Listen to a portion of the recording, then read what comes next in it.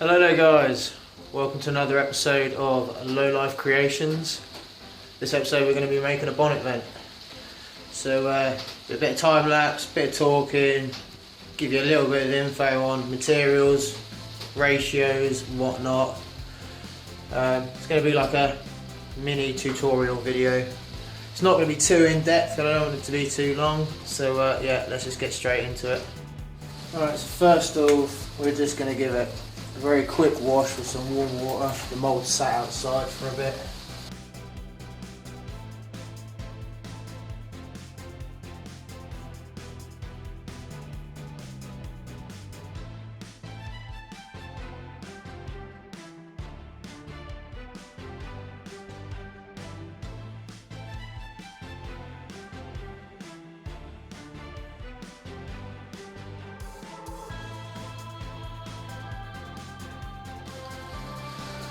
Right, now obviously this mould has picked up a little bit of debris from being splashed on from other work. I didn't store it very well, so I just have to ping off the odd bit here and there.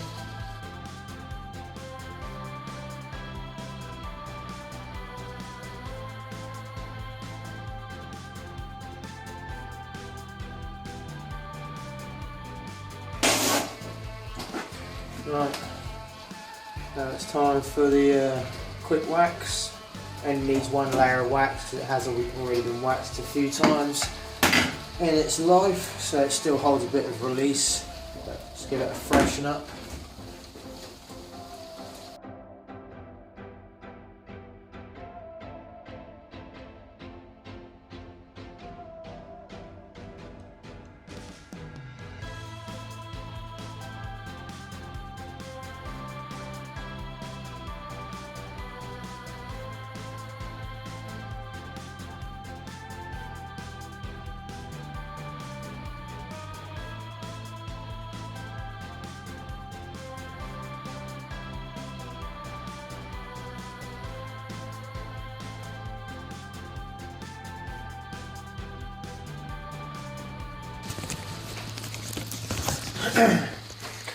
Right, now that's all clean and waxed, I'm now going to mix up the gel coat. Clean my brush out and yeah, we'll slap some gel on here. Let's get in the shed and we'll mix up some gel and some pigment and some catalyst and yeah. Alright, so you gotta make sure you keep all your tools in a bucket of acetone, alright? Otherwise the tools just ain't gonna last.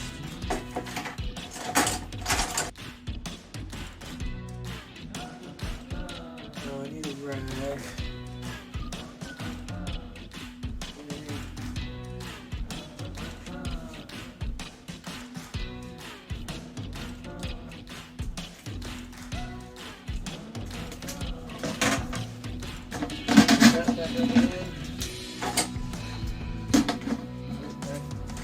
Need a mixing stick as well. Can't forget your mixing stick.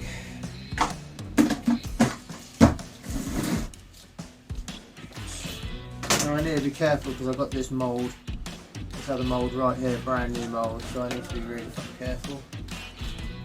Oh, so we have the super white pigment for the gel coat. We've got Purox M312 as the catalyst for the whole lot. And I highly advise you get yourselves one of these bottles. They have the measurements up there.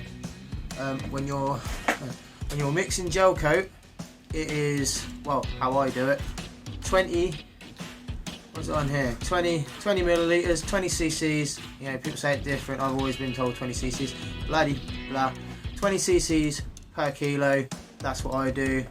Other companies will tell you to do 16 to the kilo. Yeah, it's different, but I'll do it, you know, winter time, I'll chuck even more in because it's cold, you know, it's gonna go off. So yeah, that's the catalyst. And then this is the gel coat. I use Scott Barder 65 PA, is that 65 PA? Yeah, that's 65 PA. This is clear, so when I'm making my moulds I just add black resin when I'm making my components. Sorry, not resin, black pigment, or when I make my components, white pigment. Saves having 2 kegs of different coloured gels around. So let's crack this open and get some gel. We're only going to need about 0.4 of a kilo. So that reminds me, I need to go grab my scales. Back in a sec. Right, so I've got my scales. Reading, you know, three digits past the decimal point, so you can get a nice accurate measurement. These are pretty inexpensive. I think this one's Faithful brand, and it cost me like £7. Not even that. Fairly inexpensive. Right. You need now. Obviously, you guys will all have nice clean buckets. Mine always.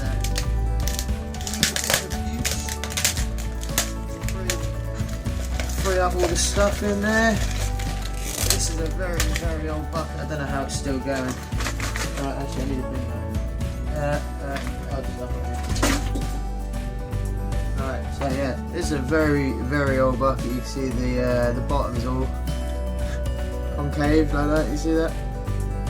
That's from constant, however many batches of gel coats that I've mixed up in this bucket. But if you look after them, these buckets will last you. A little tip, that wax you saw me use, that honey wax, give the inside of your bucket just a once, wax on, wax off, makes these last so much longer. This stuff at the bottom, this dimpling does make it hard to get them out, but just don't leave loads of material at the bottom and then it will break out fine. Don't waste the materials. Right, so pour some gel coat in here. If I can get this lid open.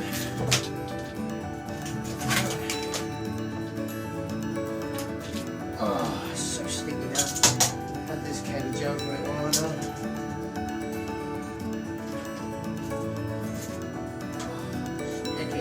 Lovely. That's always safe, it's not going to fall off. Right. I don't have much. Can you see? No, can't see it. I don't have too much left in there. I think I've got maybe 6 kilos left in there, so I'm going to have to get some more of this soon. So I'm only wanting about 0.5 for the size of that job, the size of that bonnet vent. So half of this cup roughly.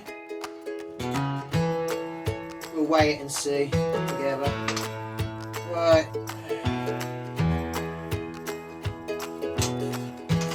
Whip that back. Give it a nice whip back. Reduce the drip back. Right. Quickly just tidy that up a little bit. Yep. Put the lid back on. Stop contaminants getting in. Stop it. Getting oxygenated. Right. So I said I needed about 0.5. Let's right.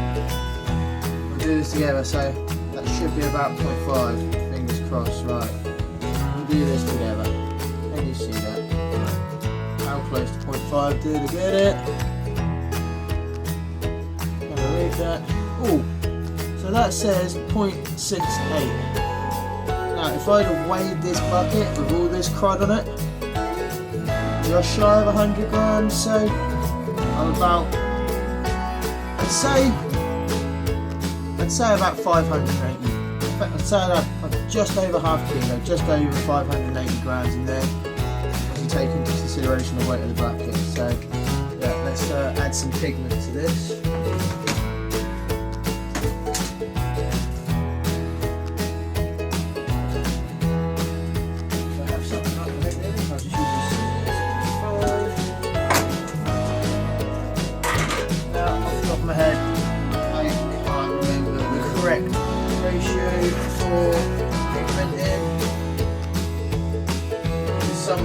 Some pigments, like for instance yellow, you need so much of that just to make it work. I don't quite think I need quite that much for this little amount.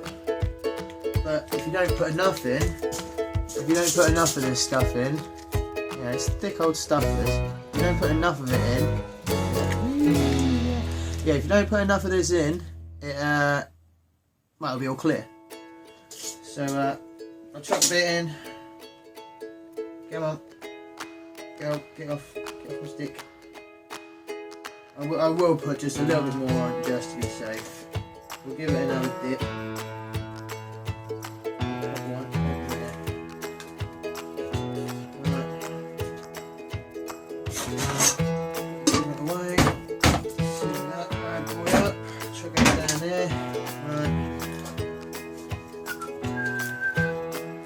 And we'll give it a mix.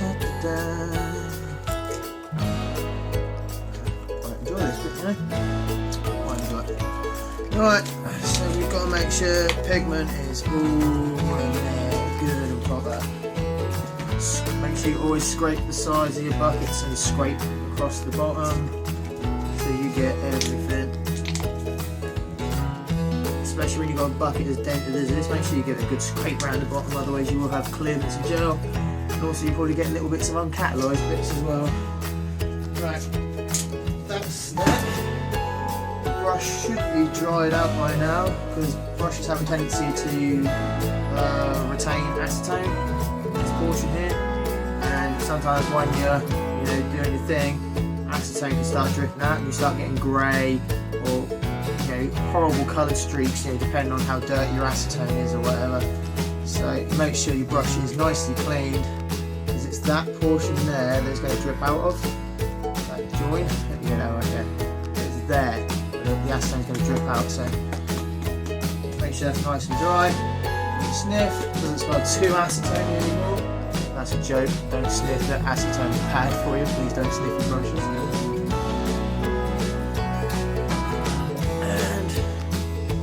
Chuck some catalyst in. Right, so that's half a kilo there. I said that I do 20 to the kilo. Half a kilo, so we're going to do 10. I can even see 10 on my little dial here. I need to clean my bottle. There we go. There's 10. I know you probably can't see that, but yeah. This stuff is horrible shit, right? This is organic peroxide. Do not get this in your eyes. Do not swallow this. If you get it on your skin, wash it off immediately. This stuff is nasty. If you spill it, clean it up. Organic peroxide absorbs moisture from the air, and it will stay and it will keep like this spreading, and it can cause fires if enough of it is spilled and left unattended. Also, do not leave the bottles of acetone in sunlight or anything. I've come in my shed before, my bottle's been sat on the windowsill, I stupidly left it there, I don't know why I didn't. I come in during the day one day and it was doing that. It was shaking. It was ready to fucking pop. Also, it expelled most of the catalyst, because this had expanded from the temperature. It expelled most of the catalyst up and out of here. But oh yeah, keep it out of the sun. Right, let's get this mixed up. And we'll go back inside and slap it on.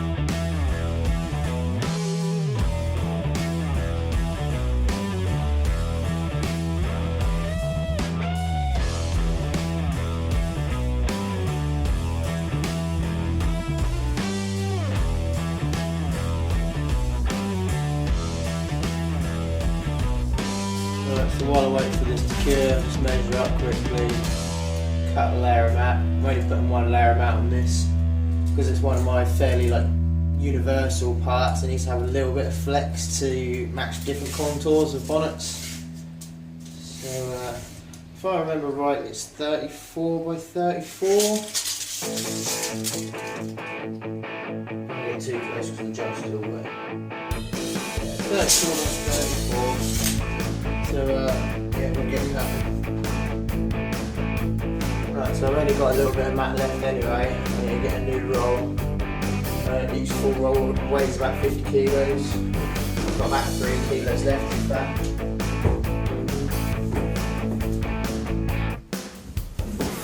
Oh, there was not a lot left on that. Okay.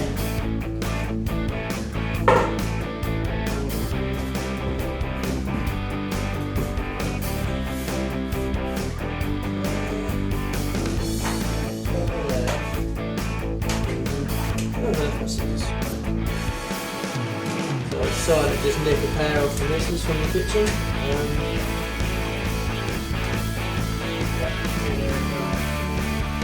It's not hard, it's maybe 2 or 3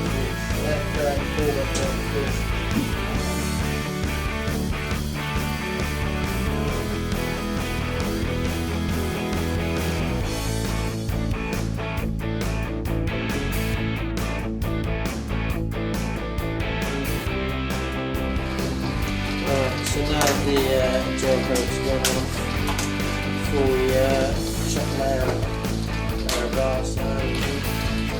A couple of these, so literally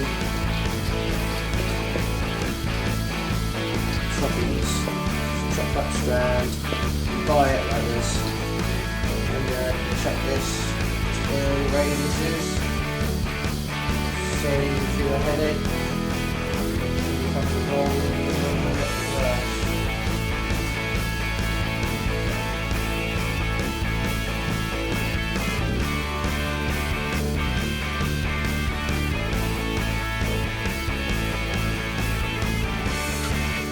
Guys, already mixed my resin up.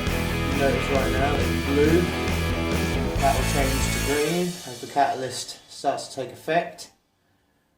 For this job, I'm only going to need fluffy roller, small little bubble buster, and a small bristle. No point in getting the bigger bristle wet for a small job like this.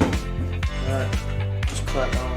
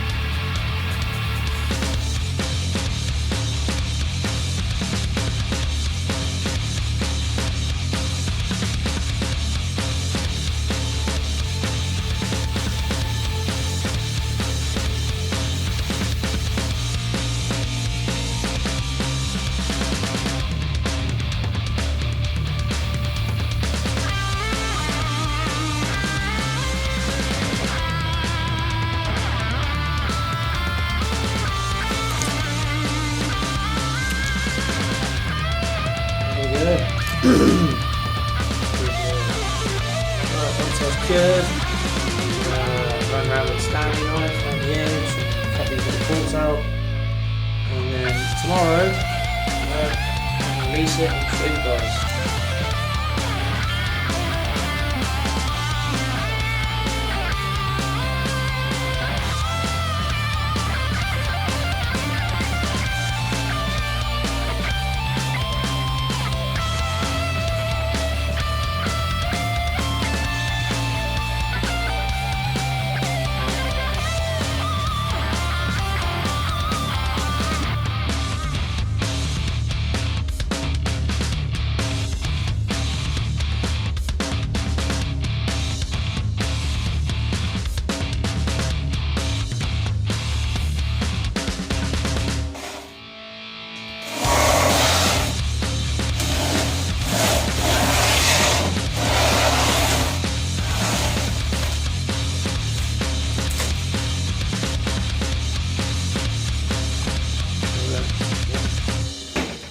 Time to go to bed. It's now the next morning. This is all nicely cured. So we'll get this popped out. I like to sometimes leave myself a little tab, just so I've got somewhere to get a bit of a little release on the mould. So I'm now coming away from the mould. So yeah, you see I do it with my finger, do it with a scraper or something. Always be careful with the mould surface. Then I need one of my wedges. So if you're using moulds, you're going to want to get yourself nylon wedges. Nylon, whether you get them in yellow or the opaque colour, doesn't damage your mould. No matter how dirty that looks right there, it's still not going to scratch the mould. So let's get this out.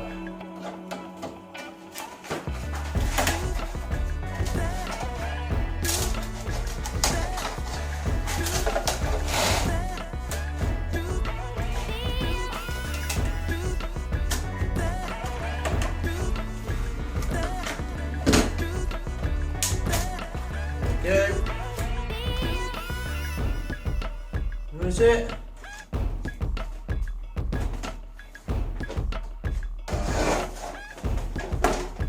There we go.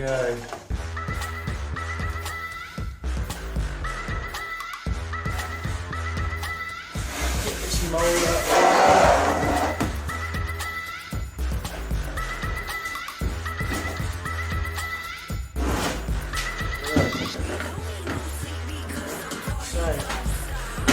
Now that's finished, all I need now is just a little bit of sandpaper around the edge. Just chuck some sandpaper down here on the block.